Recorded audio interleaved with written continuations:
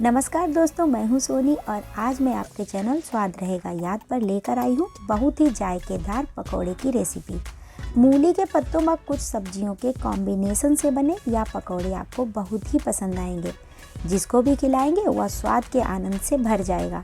तो इससे पहले कि बनाना शुरू करें, आप कर दीजिए वीडियो को लाइक और चैनल पर नए हैं तो सब्सक्राइब करके बेल आइकन दबाना ना भूलें।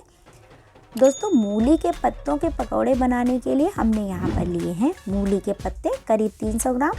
इनको मूली से काट कर अलग कर देंगे और मूली व पत्तों को अच्छी तरह से धोकर साफ कर लेंगे।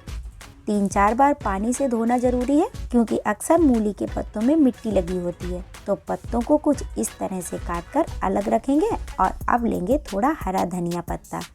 2 टमाटर लेंगे जिनको चॉपर की मदद से फाइन चॉप कर लेंगे। आप इन्हें चाकू से भी फाइन चॉप कर सकते हैं। तो हमने टमाटर के अलावा 1 प्याज, आधा इंच अदरक और 2 हरी मिर्च के साथ ही हरा धनिया को भी चॉप कर लिया है।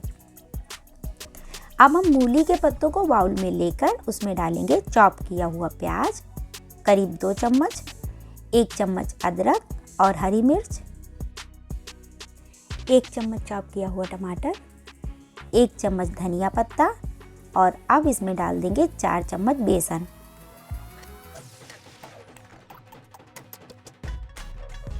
आधा चम्मच हल्दी पाउडर, आधा चम्मच धनिया पाउडर, 1 चम्मच कश्मीरी लाल मिर्च पाउडर और नमक स्वादानुसार डालेंगे। अब इस सामग्री को अच्छे से मिक्स करेंगे और इसमें पानी डालने की ज़रूरत बिल्कुल भी नहीं है। अच्छे से मसल कर मिक्स करते जाएंगे तो मूली के पत्ते पानी छोड़ेंगे, जिससे बेसन व सारी सब्जियां अच्छे तरीके से बाइंड हो जाएंगी। तो हमने गैस चूल्हे पर चढ़ा दी है कढ़ाई और अब पकौड़े तलेंगे। मूली के पत्तों के मिश्रण में कुछ हमने पतली मूली भी काट कर डाल दी है। तो अब हम इनके पकौड़े तलने के लिए बॉल बनाकर एक एक करके तेल में छोड़ेंगे और जब तक ये एक तरफ से अच्छी तरीके से सिक ना जाए तब तक इनको पलटने की कोशिश ना करें, नहीं तो पकौड़े टूट जाएंगे। तो देखिए पकौड़े तल चुके हैं। इनकी महक से तो मेरे मुंह में पानी आ रहा है दोस्तों। अब हम इन्हें प्लेट में निकाल लेंगे। तो दोस्तों, जायकेदार धमाकेदार पकौड़े तैयार हैं। अब हम इनको टोमेटो सॉस या धनिया की चटनी के साथ या फिर चाय के साथ सर्व करेंगे। तो दोस्तों, हमारी आज की पकौड़ी की रेसिपी आपको कैसी लगी हमें कमेंट करके बताएं। रेसिपी अच्छी लगी हो तो वीडियो को लाइक करें, अपने दोस्तों से शेयर करें। चैनल पर नए हैं तो सब्सक्राइब करके घंटी वाला बटन दबाना ना भूलें।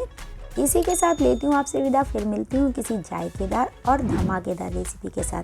तब तक के लिए बाय बाय दोस्तों।